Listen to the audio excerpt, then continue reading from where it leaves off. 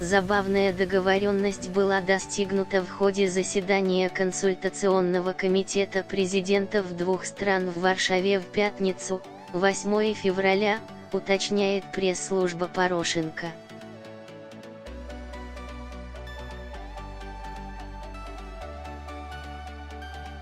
Во время встречи было решено усилить сотрудничество по вопросам безопасности, в том числе по энергетической безопасности, а также противодействие проекту «Северный поток-2».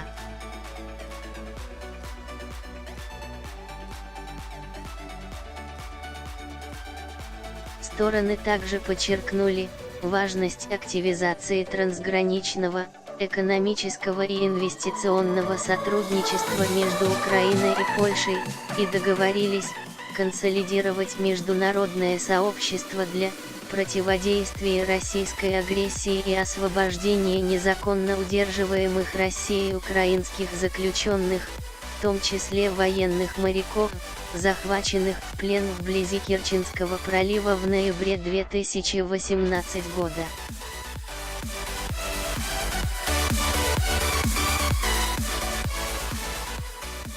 Напомним, две ветки «Северного потока-2» должны быть построены до конца 2019 года.